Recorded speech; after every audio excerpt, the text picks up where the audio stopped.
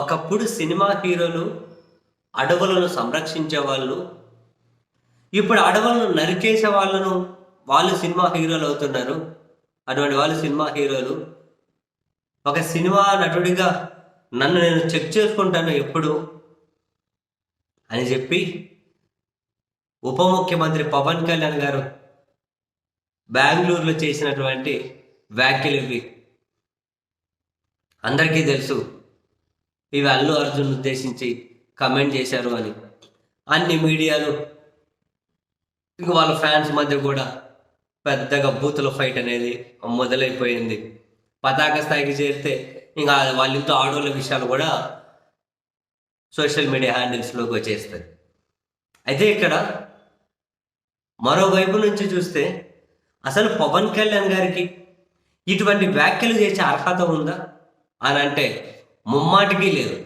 బేసిక్గానే పవన్ కళ్యాణ్ అనబడే ఈయన మామూలుగా ఫుల్ ద్వేషిస్తులాగా కనిపిస్తాడు. ఫుల్ అసూయత రగిలిపోతూ ఉంటాడు. మామూలుగా మనిషే. ఒక రకంగా చెప్పాలి అంటే ఒక కులానికి సంబంధించి చాలా మందిలో ఇప్పుడే విద్వేషాన్ని ద్వేషాన్ని ఏ స్థాయిలో నింపేశారంటే ఆ స్థాయిలో నింపేశాడు.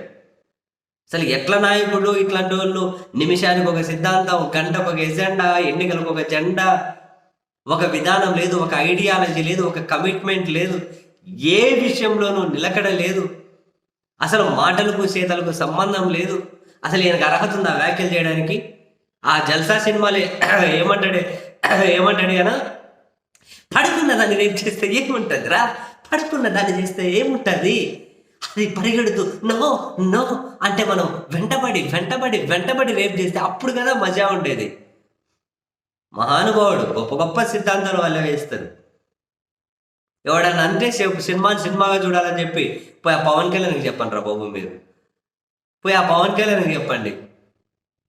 ఈయనంతా గొప్ప గొప్ప మహానుభావుల పాత్రలు పోషించాడు. బాలు సినిమాలు రౌడీ, పంజా సినిమాలు రౌడీ, అంతా ఇటువంటివే చిల్లర వేశారు. ఆ గోకులంలో సీత, ఆ అమ్మాయిల వ్యసనపరుడు, ఇంకా ఆ పాత్రలు, ఆ తీన్మార్లో అదే పరిస్థితి, వ్యసనమే. దేంట్లో ఈయన పాత్ర పోషించింది. ప్రతి సినిమాలోనూ ఆధిపత్య భావాచలం అనేది ఖచ్చితంగా కనిపిస్తుంటుంది. మీరు చూడండి, ఇప్పుడు జల్సా సినిమా తీసుకోండి, లేకపోతే ఏమంటారు ఇప్పుడు అత్తారెడ్డి దారే సినిమా తీసుకోండి, ఆయన చుట్టూ ఉన్న కొడతనే ఉంటాడు. కొడతనే అవసరం ఉన్నా లేకపోయినా. అఫ్కోర్స్ ఈయన పార్ట్నర్ త్రివిక్రమ్ శ్రీనివాస్, ఆ ఇద్దరు ఒకటే మెంటాలిటీ కాబట్టి అటువంటి పాత్రలు వస్తాయి. కొడతనే ఉంటారు. మరి అదేందో తెలియదు అంటే అంత అహంకారమైన పాత్ర చూసారా, కొడతనే ఉంటారు. ఆధిపత్య భావాజాలం ఆ పాత్ర ప్రతి ఏ సినిమాలలో చూసుకోండి.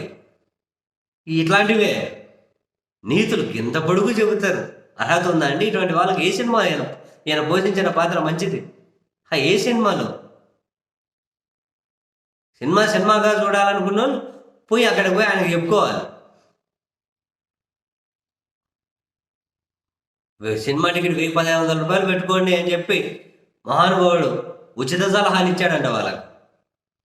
గొప్ప గొప్ప మాటలు. తను చెక్ చేసుకుంటాడట. ఏ సినిమాలు చెక్ చేసుకున్నాడు ఆయన? ఏ పాత్ర అయినా మంచిది వేసింది? అక్కడికి పోయి ఇక్కడ అల్లు అర్జున్ అన్నారో, ఇంకోరు ఎక్సన్ అన్నారో, వైఎన్ అన్నారో కాదు.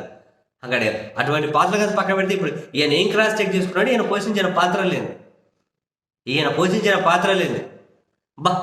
మహానుభావులు నిజంగా నేను చెప్పాను కదా, ఒక వర్గం యువతలోనూ ఒక వర్గం జనాల్లో ఫుల్ ద్వేషాన్ని నింపి అసూయ నింపి అసలు ఈయనకు మద్దతు ఇచ్చే వాళ్ళ ఎంత దారుణం ఉంటారంటే ఒక్క లాజిక్ ఉండదు సపోర్ట్ చేయడానికి. ఒక్క లాజిక్ ఉండదు, ఒక్క సెన్స్ ఉండదు, కాసింత చైతన్యం ఉండదు, రవ్వంత అవగాహనతో మాట్లాడరు. మొత్తం ద్వేషాన్ని నింపేసిండ్రు. నాశనం అవ్వడానికి ఆంధ్రప్రదేశ్ సిద్ధంగా ఉంది. దానికి ఏమంటారు, ఇంకెక్కువ టైం పట్టట్లేదు, ఆల్రెడీ మొదలైపోయింది. అవని ఎవడు చేసుకునేది వాడు పడని, ఏ గోతులో వాడు బండి పైకి ఎక్కలేక గిలగిల కొట్టుకోవడానికి ఆంధ్రప్రదేశ్ రెడీగా ఉంది. అట్లా రెడీగా ఉంది. అనుభవించిన వాళ్ళకి అనుభవించినంత.